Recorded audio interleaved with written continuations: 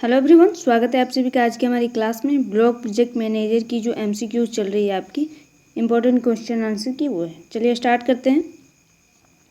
पहला प्रश्न हमारा कह रहा है कि पंचायती राज संस्थाओं को संवैधानिक दर्जा किस अधिनियम द्वारा दिया गया था, यानी किस संशोधन अधिनियम द्वारा पंचायती राज को संवैधानिक दर्जा दिया गया था। तो 42वां संविधान संशोधन के माध्यम से दिया गया था, 61वां संविधान संशोधन के माध्यम से दिया गया था, 73वां संविधान संशोधन के माध्यम से दिया गया था, या 74वां संविधान संशोधन के माध्यम से दिया गया था। तो आपको पता है जो 42वां संविधान संशोधन हुआ था ये 1976 में हुआ था। ठीक है, 1976 में हुआ था। 61वां जो संविधान संशोधन है आपका हुआ था ये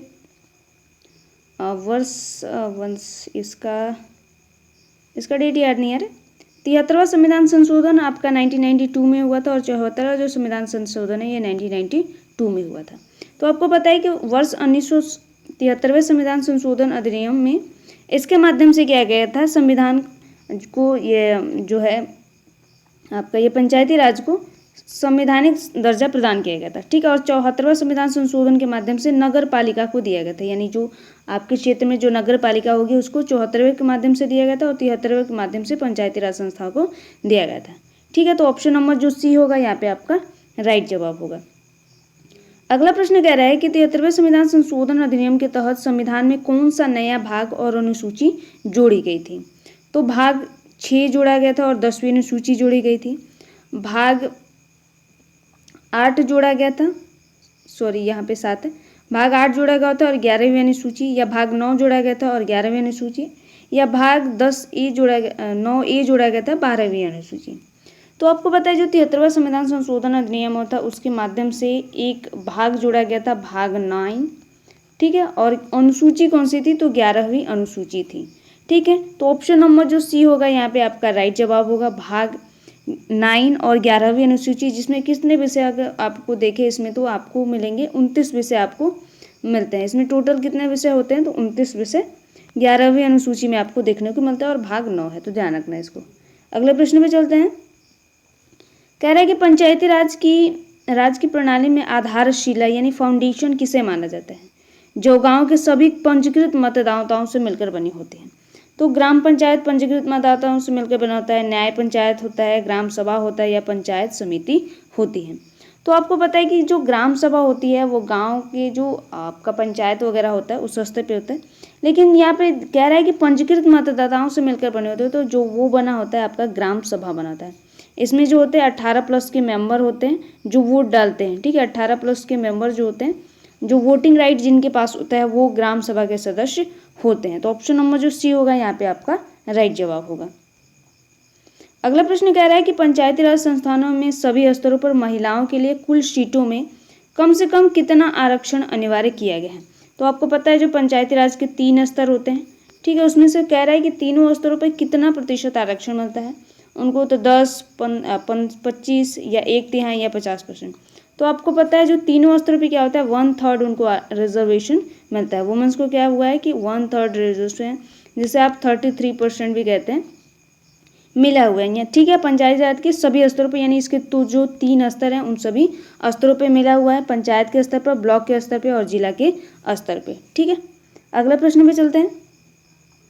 अगला प्रश्न कह रहा है कि पंचायत का चुनाव लड़ने के लिए एक व्यक्ति की न्यूनतम आयु क्या निर्धारित की गई है। तो 18 वर्ष है, 21 वर्ष है, 25 वर्ष है, या 30 वर्ष होती है। तो अगर बात करें कि 18 वर्ष तो आपकी मतदान यानी वोट डालने का आपका राइट जो मिला हुआ है, आपका जो राजनीतिक अधिकार है, वोट डालना आपका एक राजनीतिक अधिकार है, ध्यान रखना है, न कि संवैधानिक अधिकार है। तो वो आपको मिलता है 18+ में। पंचायत का चुनाव लड़ने के लिए आपको कम से कम 21 वर्ष की आयु होनी चाहिए। 21 वर्ष के बाद आप पंचायत का चुनाव लड़ सकते हैं और 25 वर्ष की आयु के बाद आप लोकसभा का चुनाव लड़ते हैं। ठीक है, और 35+ जब आप हो जाते हैं 35+, तो आप राष्ट्रपति और उपराष्ट्रपति के चुनाव के लिए भी एलिजिबल हो जाते हैं। इसके साथ ही साथ प्रधानमंत्री का चुनाव भी आप लड़ सकते हैं। तो जो पंचायत राज के लिए कितना है, तो 21 वर्ष। यहाँ पे ध्यान रखना है कि पंचायती राज के लिए 21 वर्ष जो आयु है वह निर्धारित की गई है। अगर आपको पंचायत का चुनाव लड़ना है तो आपकी जो एज है वो 25 ईयर होनी चाहिए। अगला प्रश्न कह रहा है कि पंचायती राज संस्थानों का कार्यकाल यानी टर्म कितना निर्धारित किया गया है। तो आपको पता है जो पंचायत का कार्यकाल होता है वो 5 वर्ष होता है। ठीक है, तो ऑप्शन नंबर जो बी होगा यहाँ पे ध्यान रखना है कि 5 वर्ष उसका कार्यकाल होता है।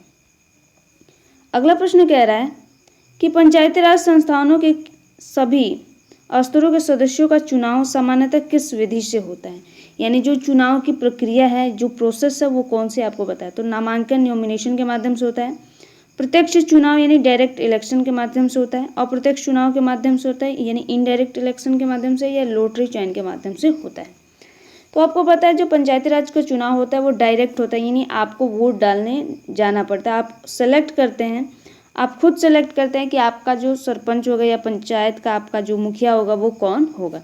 तो ये किस माध्यम से होता है, तो प्रत्यक्ष रूप से होता है। तो ऑप्शन नंबर जो बी होगा यहाँ पे राइट जवाब होगा। जैसे आप प्रधानमंत्री का जब चुनाव होता है या मुख्यमंत्री का चुनाव होता है तो आप डायरेक्ट सेलेक्ट करते हैं कि कौन आपका प्रधानमंत्री होगा या कौन आपका मुख्यमंत्री होगा। लेकिन वही इनडायरेक्ट में होता है, जैसे आपका राष्ट्रपति हो गए, उपराष्ट्रपति हो गए, तो इनका जो चुनाव होता है ये इनडायरेक्ट तरीके से होता है, यानी हमने जिन मेंबर्स को डायरेक्ट तरीके से चुना हुआ है वही क्या करते हैं, उनका जो राष्ट्रपति या उपराष्ट्रपति है उनको सेलेक्ट करते हैं। ठीक है, तो यहाँ पे ऑप्शन नंबर जो बी होगा यहाँ पे इसका राइट जवाब होगा। अगला प्रश्न कह रहा है कि पंचायती राज संस्थानों के लिए चुनाव कराने का दायित्व किस संवैधानिक निकाय का होता है, यानी चुनाव कौन कराता है पंचायती राज का।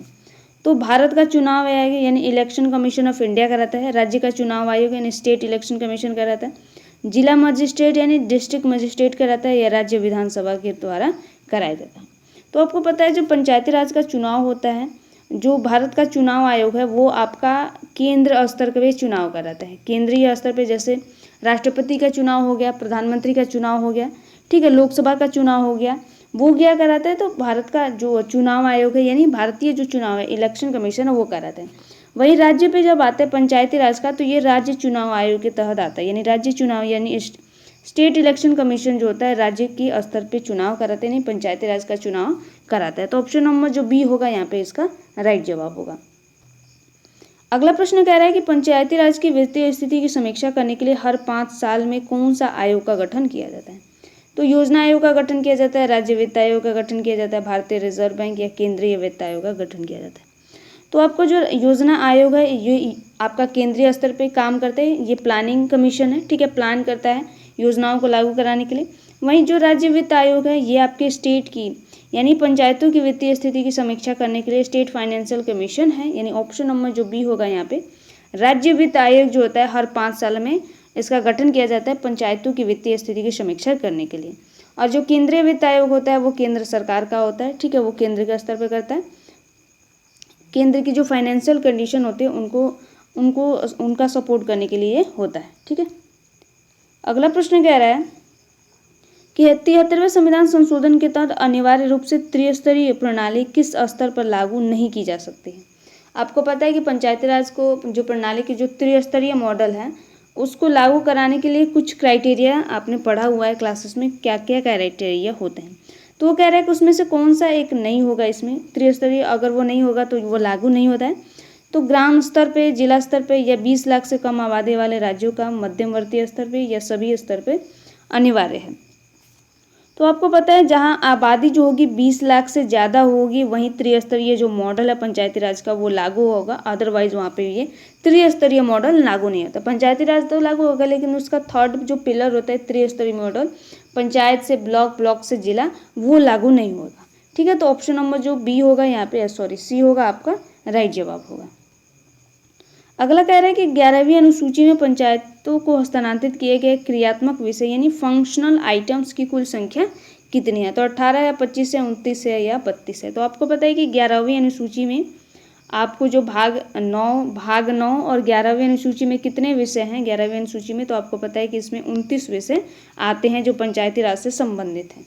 ठीक है, तो ऑप्शन नंबर जो सी होगा यहाँ पे राइट जवाब होगा, 29 विषय इसके हैं। अगला प्रश्न कह रहा है कि पंचायती राज संस्थाएं मुख्य रूप से किस उद्देश्य को पूरा करने के लिए बनाई गई हैं। जो पंचायती राज है आपका किस पर्पज़ के लिए इसको लेके आया गया। तो केवल केंद्र सरकार को मजबूत करने के लिए। दूसरा कह रहा है लोकतांत्रिक विकेंद्रीकरण यानी डेमोक्रेटिक डिसेंट्रलाइजेशन को बढ़ावा देने के लिए। तीसरा कह रहा है केवल पुलिस और कानून व्यवस्था बनाए रखने के लिए। या चौथा है अंतर्राष्ट्रीय व्यापार का प्रबंधन करने के लिए। तो आपको पता है जो पंचायती राज संस्थाएं हैं वो आपकी केंद्र की जो विकेंद्रीकृत योजना यानी लोकतांत्रिक विकेंद्रीकरण को बढ़ावा देने के लिए होती हैं। यानी जो आपका डेमोक्रेटिक डिसेंट्रलाइजेशन है यानी जो राजनीति का जो स्तर है वो ग्राउंड लेवल से उठाकर टॉप लेवल पे लेके जाना होता है। ठीक है, तो लोकतांत्रिक विकेंद्रीकरण को बढ़ावा देना इसका काम है, यानी ऑप्शन नंबर जो बी होगा इसका राइट जवाब होगा। अगला प्रश्न कह रहा है कि पंचायती राज के सभी स्तर पर योजनाओं और बजट की निगरानी तथा सामाजिक अंकेक्षण यानी सोशल ऑडिट कौन करता है। तो यहाँ पे ध्यान रखना है कि ग्राम पंचायत के स्तर पर बजट की जो निगरानी वगैरह होती है कौन करता है। तो राज्य जिला परिषद करता है, विधानसभा करता है, ग्राम सभा करता है या पंचायत समिति का अध्यक्ष करता है। तो आपको पता है ये जो करता है आपका ग्राम सभा के जो सदस्य होते हैं, यानी आपको पता है कि ग्राम सभा में 80+ जो मेंबर्स होते हैं वही इसकी निगरानी वगैरह या सामाजिक अंकेक्षण वगैरह करते हैं। आप अगर 18 साल के हो चुके हैं और आप अगर वोट डालते हैं तभी ये राइट्स आपको मिलेगा। ठीक है, तो ये ग्राम सभा का काम होता है। ऑप्शन नंबर जो सी होगा यहाँ पे राइट जवाब होगा। अगला प्रश्न कह रहा है कि 73वें संविधान संशोधन के नीति निर्देशक तत्वों के किस अनुच्छेद को मूर्त रूप दिया है जिसमें पंचायतें का गठन किया गया। तो ये आपको डीपीएसपी दिया हुआ है। ठीक है, डीपीएसपी है और उसका अनुच्छेद 39 है, 40 है, 44 है और 51 है। तो इसमें कह रहे हैं कि पंचायती राज से कौन सा संबंधित है। तो आपको जो 39 होता है वो 39 होता है, ये आपका जो होता है कि समान काम के लिए समान वेतन, हालांकि इसके कई सब पॉइंट्स होते हैं। ठीक है, 39 1 2 करके ऐसे। तो इसमें क्या किया जाता है, मेनली आप ध्यान रख सकते हैं कि ये जो होता है वो आपका जो होता है समान काम के लिए समान वेतन की बात करता है, यानी अगर कोई महिला है या कोई पुरुष है तो अगर एक ही काम को कर रहे हैं तो दोनों को इक्वली पेड किया जाएगा। ठीक है, वही अनुच्छेद जो 40 है आपका पंचायती राज से संबंधित अनुच्छेद जो 40 है, यानी ऑप्शन नंबर बी आपका राइट जवाब होगा। अनुच्छेद 40 आपकी पंचायती राज से संबंधित है। वही जो 44 है आपका वो है समान सिविल संहिता करके ऐसा है उससे है, और 51 जो होता है आपका जो फंडामेंटल ड्यूटीज़ होती हैं मूल कर्तव्य वगैरह से संबंधित है। ठीक है, अगले प्रश्न पे चलते हैं। अगला प्रश्न कह रहा है कि मध्यमवर्ती स्तर यानी इंटरमीडिएट लेवल की पंचायत को विभिन्न राज्यों में किस नाम से जाना जाता है। आपको पता है कि 3 त्रिस्तरीय होती हैं, तो इसमें क्या पूछ रहा है कि मिडिल स्तर पे जो आते हैं वो किस नाम से जाना जाता है। तो ग्राम सभा के नाम से जाना जाता है, न्याय पंचायत के नाम से, या पंचायत समिति या ब्लॉक समिति या जिला परिषद के नाम से जाता है। तो आपको पता है जो पहला होता है वो ग्राम पंचायत आपका होता है, दूसरा पंचायत समिति होती है और थर्ड कितना होता है तो जिला परिषद होता है, यानी ऑप्शन नंबर जो बी होगा यहाँ पे। क्योंकि मध्यमवर्ती की बात करें यानी मिडल की बात करें तो पंचायती राज समिति या ब्लॉक समिति जो होगी मिडल स्तर पे आती है। तो ऑप्शन नंबर जो सी होगा यहाँ पे आपका राइट जवाब होगा। अगला प्रश्न कह रहा है कि पंचायती राज्यों के लिए अनुसूचित जाति या जनजातियों के लिए आरक्षित सीटों के आरक्षण का आधार क्या है, यानी उनके लिए जो रिजर्वेशन किया जाता है उसका जो आधार क्या है। ठीक है, बेस क्या है। तो संपत्ति के स्वामित्व के आधार पर ऐसा किया जाता है, उनकी जनसंख्या के अनुपात में किया जाता है, या गरीबी रेखा से नीचे की संख्या के आधार पर किया जाता है, या साक्षरता दर के आधार पर किया जाता है। तो आपको पता है जो अनुसूचित जाति या जनजाति है उनके लिए जो सीटें आरक्षित होती हैं किस आधार पर होती है, तो उनकी जनसंख्या के अनुपात में होता है, यानी उनकी जो जनसंख्या होगी उसी अनुपात में उनके लिए रिजर्वेशन प्रोवाइड कराया जाता है। तो ऑप्शन नंबर जो बी होगा यहाँ पे आपका राइट जवाब होगा। अगला प्रश्न कह रहा है कि निम्नलिखित में से कौन सा विषय 11वीं अनुसूची में जो पंचायतों के कार्यों में शामिल नहीं है। तो आपको पता है जो 11वीं अनुसूची में आपके 29 विषय हैं उसमें जो पंचायतों के कार्य वगैरह वर्णन किया गया उसमें कह रहा है कि कौन सा काम नहीं है। तो पेयजल नहीं है, ग्रामीण विद्युतीकरण नहीं है, उच्च शिक्षा नहीं है, लघु सिंचाई नहीं है।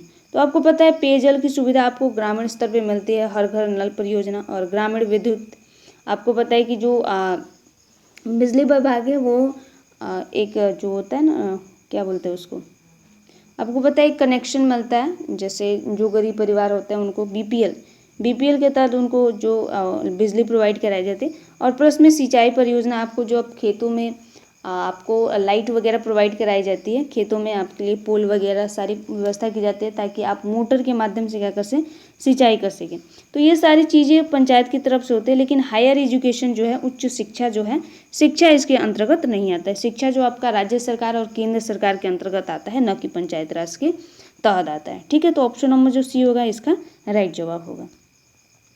अगला प्रश्न कह रहा है कि पंचायती राज को समय से पहले भंग कर दिया जाता है तो शेष अवधि के लिए नए चुनाव कितने समय के भीतर आयोजित किए जाना चाहिए। 3 महीना, 6 महीने, 9 महीने या 11 महीना। तो जब मान लीजिए आपके जो पंचायत है वह अगर उसका भी टाइम पीरियड यानी 5 साल अगर पूरा नहीं हुआ है तो अगर वो भंग हो जाता है तो क्या होगा कि नया चुनाव कराया जाएगा 6 महीने के भीतर।